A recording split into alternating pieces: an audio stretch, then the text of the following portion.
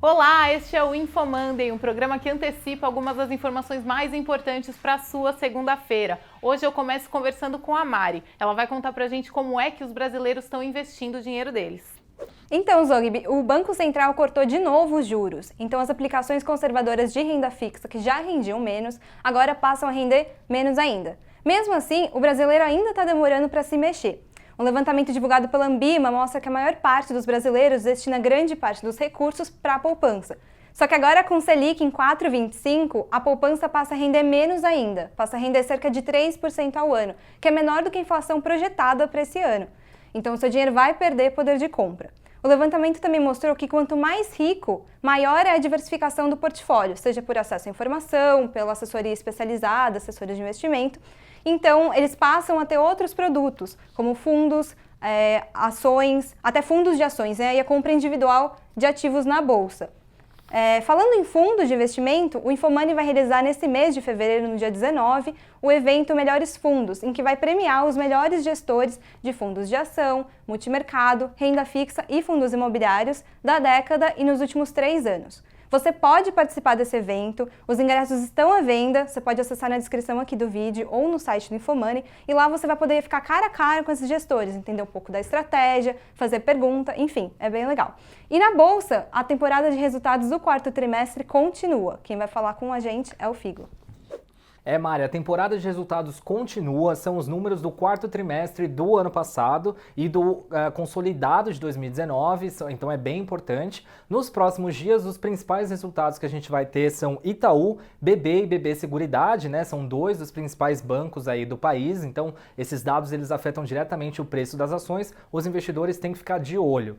Por falar ainda em bolsa, gente, lá fora as ações do setor de saúde estão no foco aí do mercado porque o surto de coronavírus ele está impulsionando os papéis do setor de saúde, né? Principalmente das companhias que têm ou elas produzem roupas de proteção, como máscaras também, ou porque elas estão desenvolvendo vacinas para combater o vírus, né? Então os papéis estão disparando tanto nos Estados Unidos quanto na China, no Japão e também em Hong Kong. Por aqui a gente não tem impacto disso na nossa bolsa, né? As ações de saúde elas estão subindo um pouco, mas é mais pelo cenário econômico do que o próprio coronavírus, mas vale ficar de olho.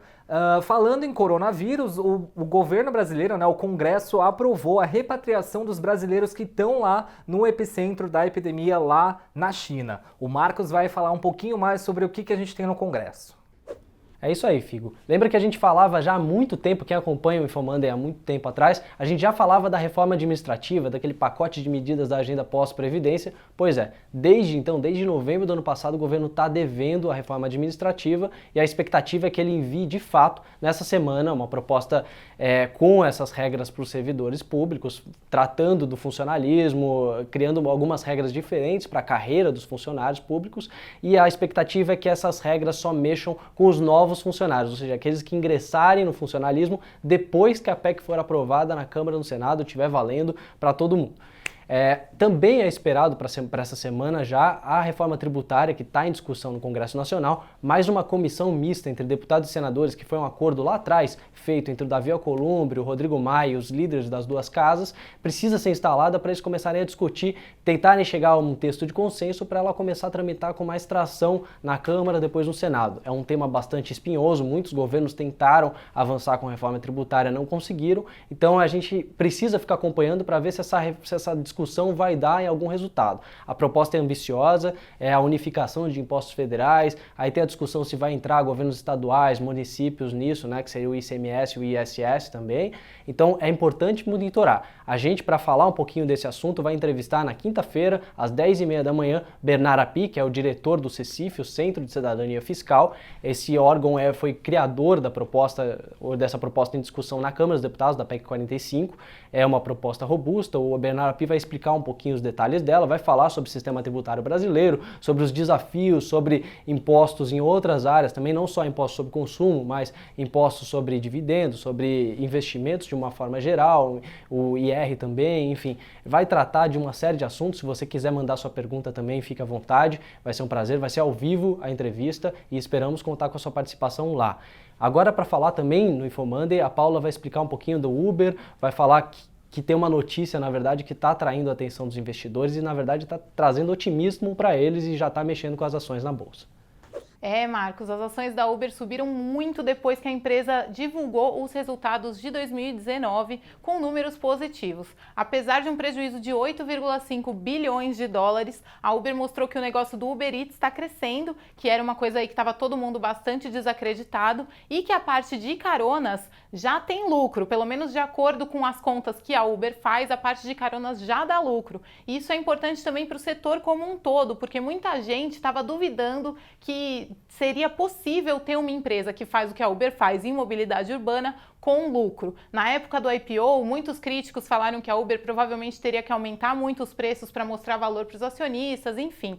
Antes da Uber, inclusive, a Cabify divulgou que foi a primeira empresa do setor a ter EBITDA positivo. Então isso também foi bastante legal para ver que esse setor aí pode crescer. Enquanto isso, no Brasil, o TST definiu pela primeira vez que um trabalhador não tem vínculo empregatício com a Uber, o que também é muito importante para o negócio, já que eles não contabilizam gastos com custos trabalhistas mesmo, né? Os trabalhadores da Uber não vão ter direito a muitas coisas que um trabalhador CLT tem. O Supremo já tinha tomado uma decisão nesse sentido, mas foi a primeira vez que um tribunal trabalhista realmente criou um precedente nessa linha. Então, no Brasil, a Uber tem bastante o que comemorar. Em outros países, a Uber está proibida de funcionar. O mais recente deles foi a Colômbia, então eles estão brigando aí para conseguir voltar ativa. Então, nem tudo são flores para a Uber também. Ainda em tecnologia, se você gosta dessa área ou se você está pensando em trocar de celular, a Samsung vai ter o grande evento deles, né, na terça-feira, o Samsung Unpacked, que além do celular novo, pode trazer um novo fone de ouvido, talvez um novo celular dobrável. Então, fica aí de olho, o Infomoney vai fazer a cobertura e vai ter transmissão ao vivo também do evento mundial.